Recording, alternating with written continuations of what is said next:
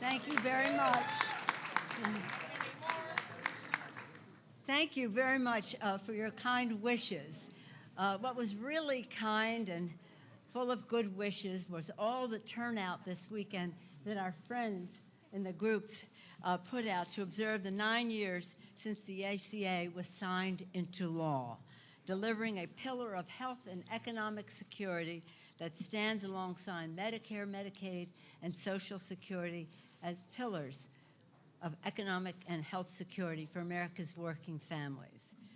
Last night, in federal court, the Justice Department of the Trump administration, you think they'd have more to do, decided not only to try to destroy protections for pre-existing conditions, but to tear down every last benefit and protection the ACA affords. The GOP will never stop trying to destroy the affordable health care of America's families.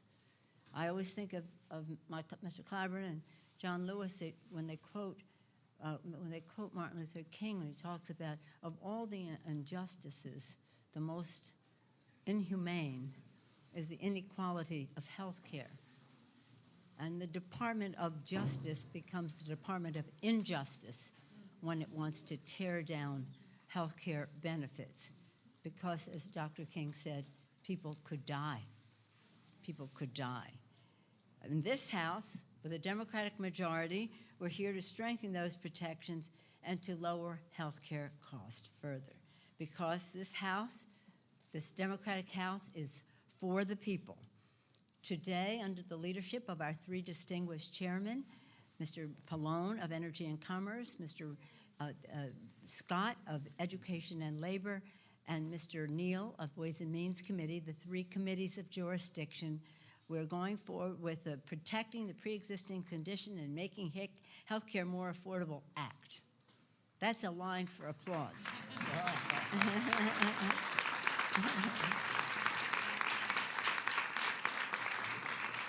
They and our other members and members of our freshman class will be speaking more to the particulars of the legislation, but suffice to say it lowers health care insurance premiums, stops junk plans, strengthens protections for pre-existing conditions, and reverses the GOP health care sabotage. Protecting and strengthening health care is why Democrats are here on day one, the first day as we were sworn in the 116th Congress. The House voted to intervene against Republicans' monstrous health care lawsuit. We continue to work on legislation to lower prescription drug prices for seniors and families across America. And today, led by our freshmen, we are taking another big step forward to lower health care costs for the American people. And with that, I'm pleased to yield to the distinguished House Democratic leader, Mr. Hoyer.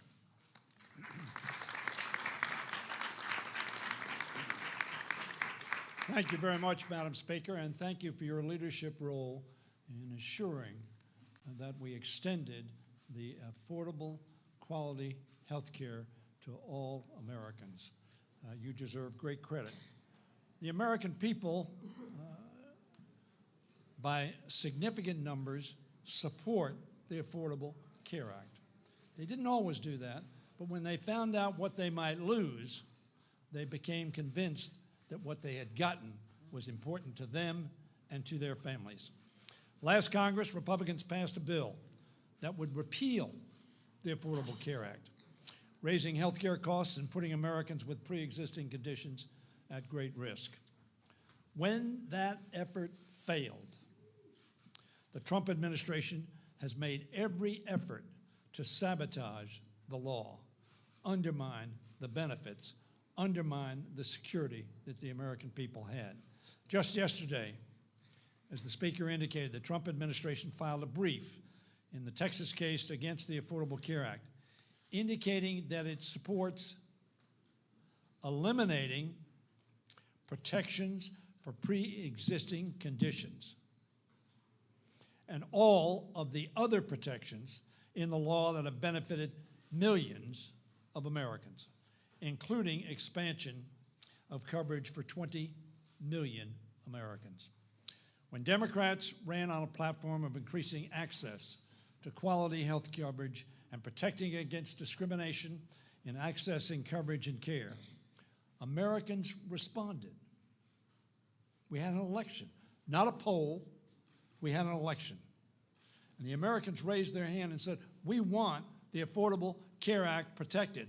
Therefore, we're going to vote for the party that says it will protect and preserve and, yes, even expand the Affordable Care Act.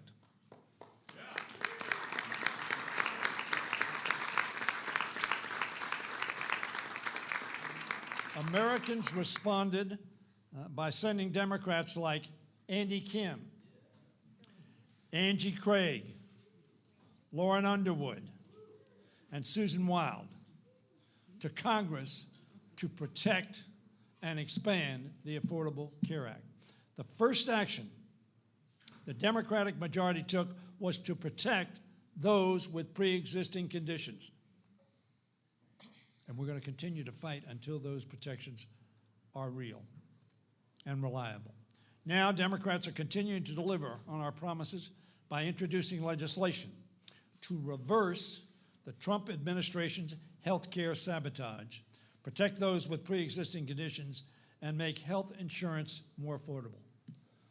Ladies and gentlemen, let me remind all of you about the Trump campaign for president, in which he said he wanted to repeal the Affordable Care Act and offer a bill which would provide for health care coverage for everybody at lower cost and better quality. As soon as he sends that bill down to the Congress, I'm voting for it. But there has been no such bill coming either from the administration or for the Republicans in Congress.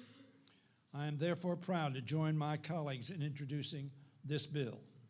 The Affordable Care Act wasn't perfect, but it brought real reforms to our health care system that Americans do not want to see undone. Republicans, listen. Americans do not want to see the protections undone. With this bill we are introducing today, House Democrats are building on those reforms to make sure that every American has access to quality, affordable health care. I am pleased now to yield to another fighter in the successful effort to pass the Affordable Care Act, my friend from South Carolina, the Majority Whip, Jim Clyburn. Thank you very much. Thank you. Thank you. Thank you, Leader Hoyer. Thank you, Speaker Pelosi, for your tremendous leadership, and thanks to all of my colleagues here. On the day that we passed the Affordable Care Act, if you recall, it was a Sunday, and we passed the bill late at night. I took to the floor that day, and I referred to the Affordable Care Act as a Civil Rights Act of the 21st century. I said that because of that 1966 speech that Martin Luther King Jr. Gave that the speaker just alluded to.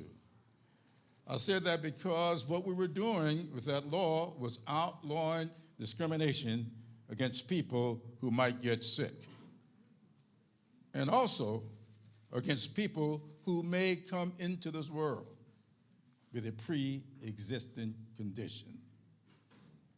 What we were saying, that a child born with diabetes ought not be denied insurance coverage on his or her family's insurance policy.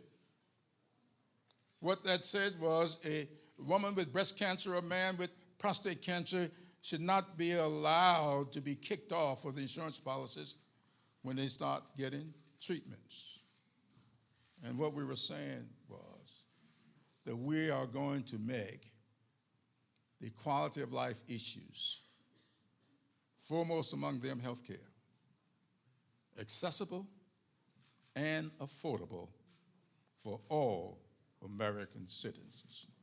We took that message to the people last year, and they responded by rewarding us with a very handsome and beautiful victory. And I want to thank those new members who ran on this issue and came to this body to offer leadership to make sure that we accomplished that which we promised the American people. When I got started in this business years ago, a state senator of 50 years came into my office and said to me, now I want you, the next time you run, you tell the people what you're going to do for them. And by God, when you get elected, you do it. And then you go back to them and tell them that you've done it. So we're here today to tell the American people that we kept our promise. We did it, and we are saying to our friends on the other side to join us in making sure that we keep those promises to the American people. The president made the promise that he would protect people with pre-existing conditions. He's breaking that promise with the lawsuit they filed last night, and we are going to remind the American people time and time again of that broken promise, which is fundamental to everything. Without good health care, you aren't going to get a good student. Without good health care, you aren't going to get a good worker on any job. Without good health care, you're not going to get a good, solid American citizen. And that's what we're in the business of doing, building good, solid American citizens. And with that, I am pleased to yield to my friend from New Jersey, Mr. Pallone. Thank you, Mr.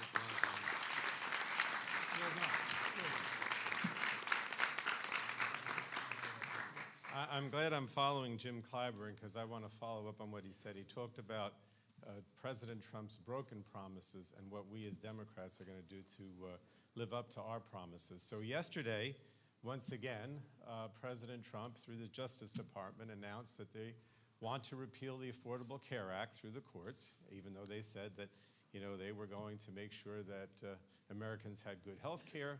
They're saying outright, we're going to repeal, we want the courts to repeal the Affordable Care Act, which means that people will not get health insurance. On the other hand, what we're going to do tomorrow in the Energy and Commerce Committee and the Health Subcommittee is move legislation that would actually act on our promise, which is to make sure that people are protected who have pre-existing conditions.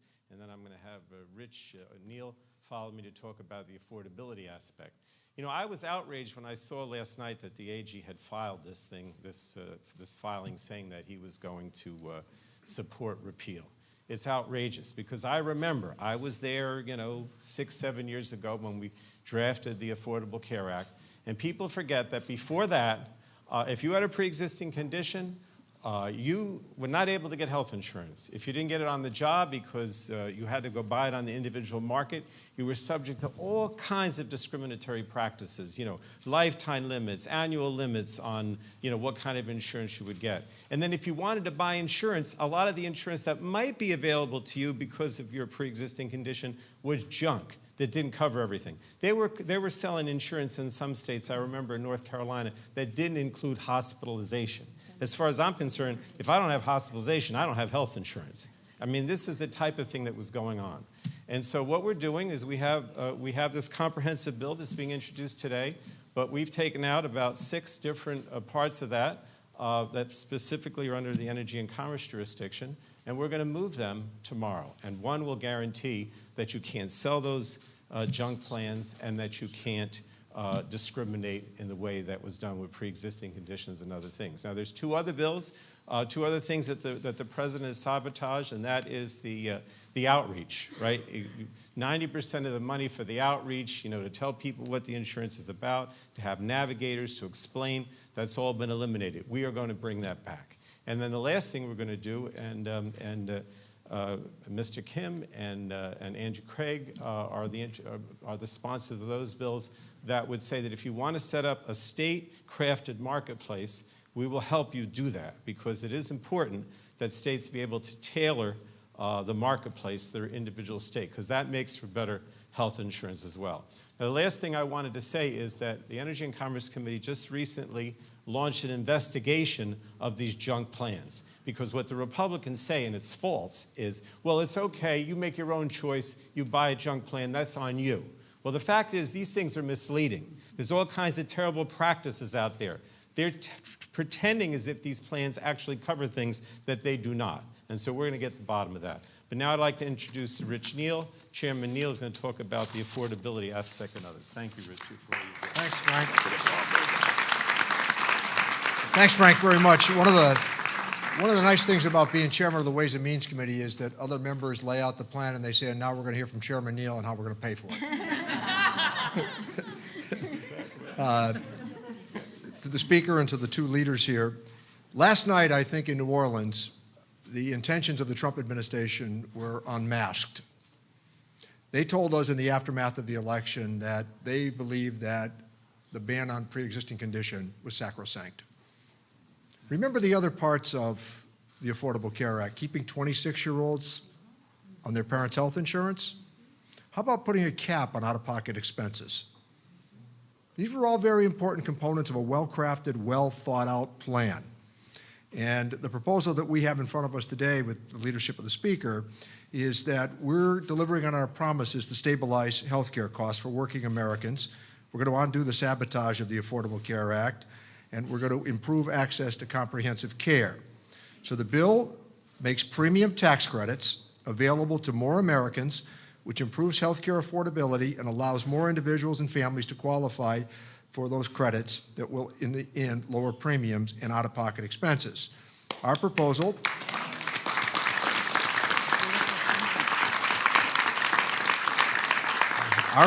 ensures that families who don't have affordable coverage through their employer can still qualify for tax credits in the marketplace. What that means is, essentially, if you choose an arbitrary number, a family of 4, they would qualify for income based up to $96,000 for tax credits.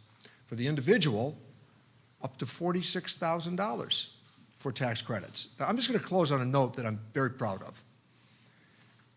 This is what happens when you have a state where people want to make the Affordable Care Act work. Let me give you a pretty stunning statistic from Massachusetts. 100% of the children in Massachusetts are covered.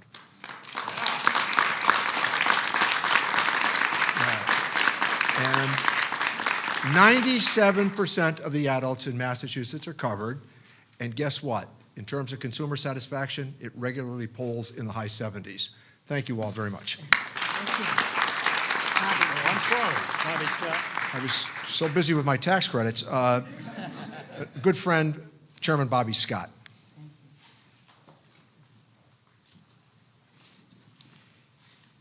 Thank you, Chairman Neal. Ladies and gentlemen, when it comes to health care, there's an essential difference between the two parties.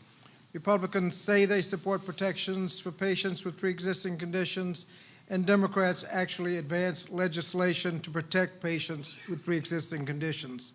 In state legislatures, in Congress, in the White House, and in the courts, Republicans have worked tirelessly to undermine or completely eliminate patient protections under the Affordable Care Act.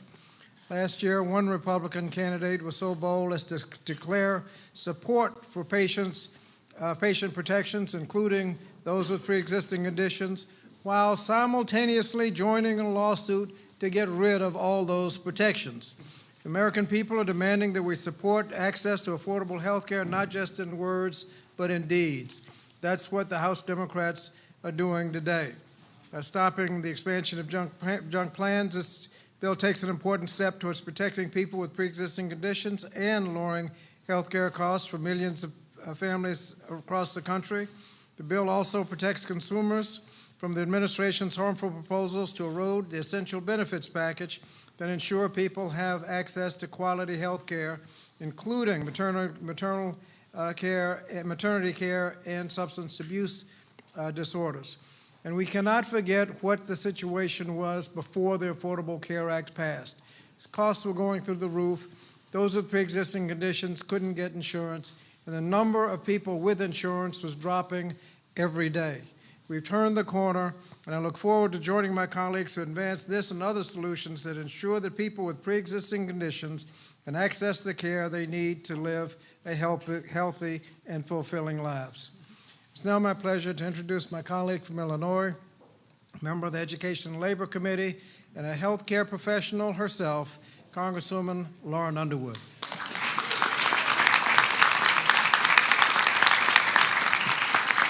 Thank you, Chairman Scott. I come to this from a little different perspective than others. I'm a nurse, and I have a pre-existing condition. So as we are all here talking about how to make healthcare better and more affordable for people, know that this is personal for me. That's why I'm so proud to be here today as our caucus works to protect people with pre-existing conditions, lower healthcare costs for consumers, and reverse partisan actions designed to weaken the Affordable Care Act. As a part of that, I'm introducing legislation to help reduce premiums for those who purchase private health plans through the marketplace. It would cut premiums by hundreds or even thousands of dollars per year for more than 10 million people. It does this by increasing the tax credits that people get to make premiums more affordable and allowing more people to qualify for those tax credits. It would give 9 million uninsured Americans access to lower cost coverage while reducing premiums for an additional 10 million Americans. I thank my colleagues for their hard work in this effort to make quality health insurance more affordable. And I'd like to introduce my colleague from Pennsylvania, Ms. Susan Wild.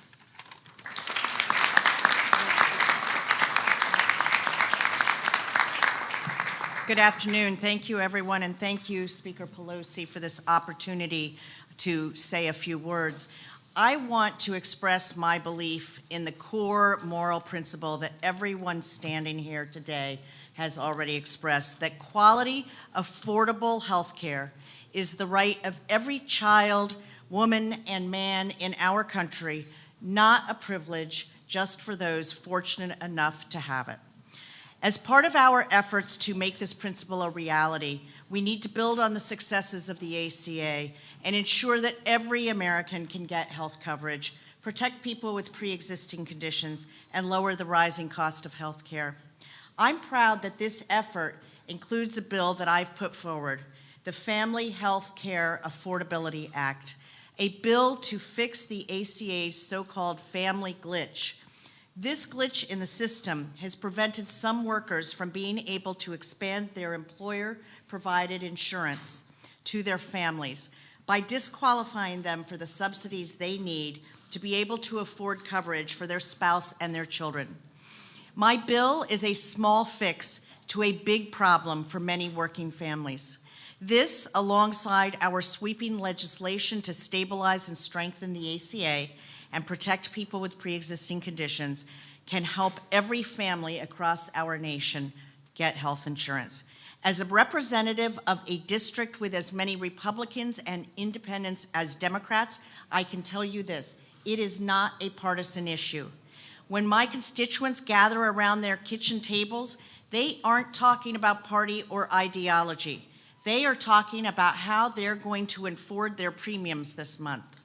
They're worried about the same unsustainable health care costs and gaps in coverage. On behalf of working families in my community and yours, let's work together to improve the lives of millions of Americans by building on the promise of the Affordable Care Act and strengthening our health care system. Thank you, and at this point I turn it over to Representative Angie Craig from the great state of Minnesota. Minnesota, I'm sorry. Thank you so much, Susan. Hello, my name is Representative Angie Craig, and I represent Minnesota's 2nd Congressional District. I also come at this as a woman now who grew up as a child without access to health insurance for part of my childhood in my own family. I spent 25 years of my career before I ran for Congress in 2018 working in different healthcare manufacturing companies. That's why when voters told me, and when my constituents tell me today, that their number one concern when they sit across at the kitchen table is the cost of health care in this country, it resonates. I know what it's like to grow up in a household where the box of bills piles up and the worry grows. See, farmers in Zumbrota, they're paying $24,000 a year in the individual marketplace with a $12,000 deductible. In my district, 51% of the non-elderly have a pre-existing condition, one of the highest in the country. See, this explains the heart of the problem. If health care isn't affordable, it isn't accessible to Minnesotans and to Americans. That's why I've introduced the State Health Care Premium Reduction Act. to lower the cost of health insurance premiums in the individual marketplace by 10%, taking an immediate step to make health care more affordable for more Americans. We can't wait in this country any longer. We can't wait for the politics to be right. We need our colleagues to work on behalf of the American people. My bill is only part of the solution. That's why I'm grateful to be standing here today and working with my colleagues to not only address the cost of health insurance, but also to ensure that no one receives unfair treatment because of a pre-existing condition. Thank you so much, and I'd now like to introduce my fellow Congressman, Andy Kim.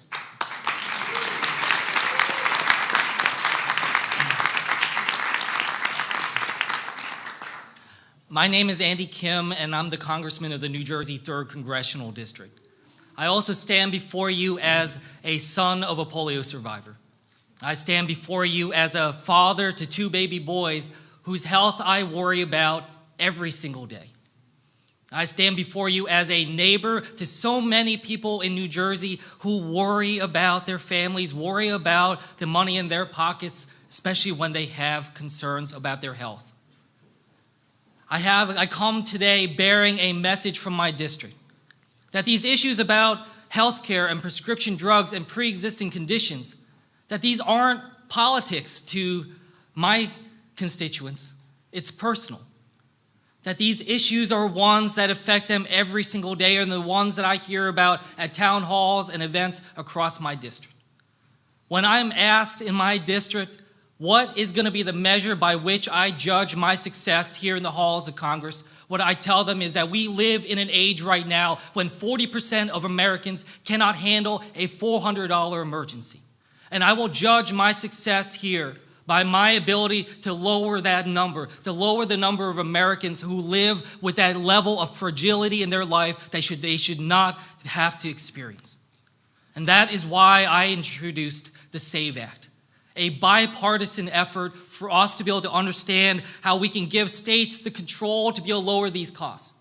For states to be able to set up state exchanges which are proven to allow costs to be able to drop and give states greater control of the health care plans that are afforded to the people within those states.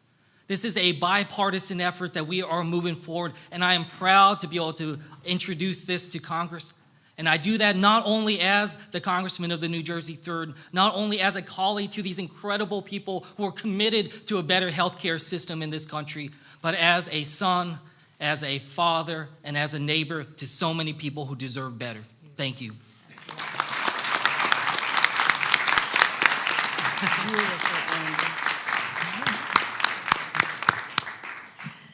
As you can see, our distinguished chairs of the committees are prepared to end the sabotage and improve the Affordable Care Act. But our new members, the members of the freshman class, have come in with their own ideas on how to make Affordable Care Act even better and more serviceable to the people that we serve.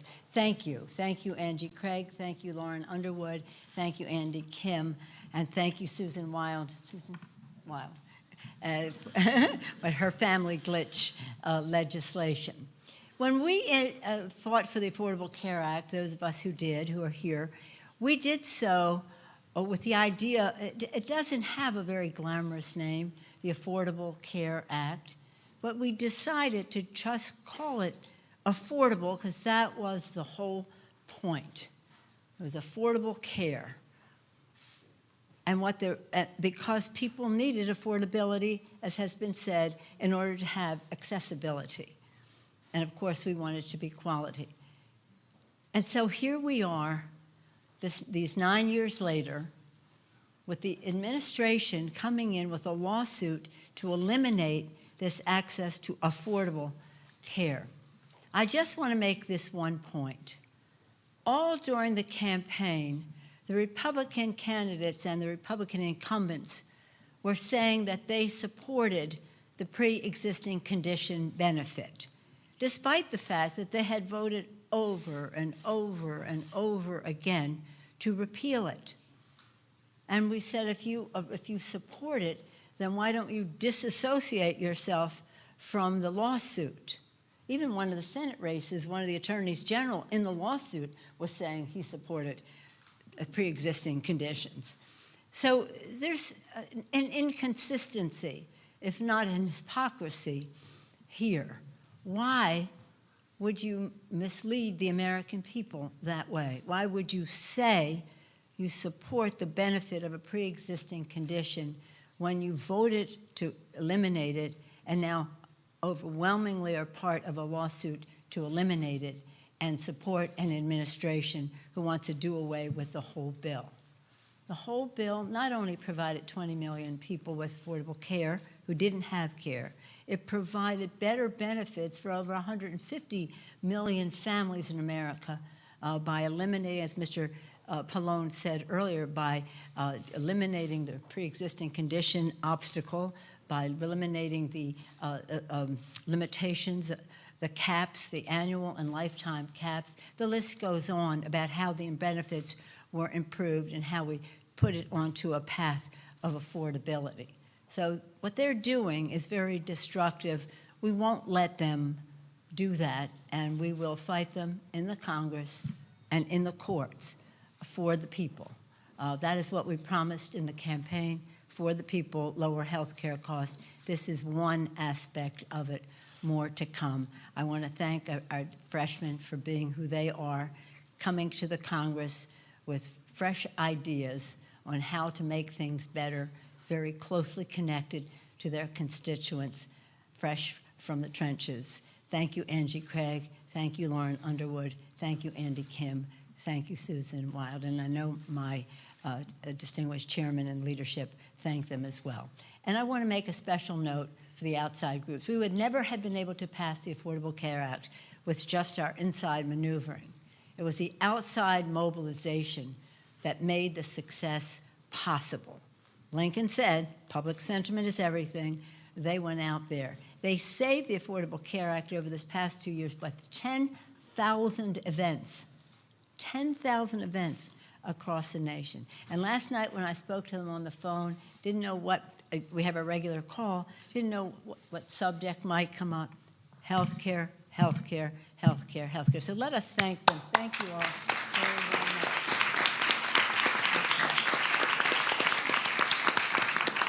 And thank all of you. Thank you, my colleagues. Thank you. Thank you. Oh, no way. It's so good to meet you. Sister Simone. Let us acknowledge Sister Simone. Sister Simone says we have to say everything 3 times. Healthcare, healthcare, healthcare. That's right. Thank you so much. Thank you for this.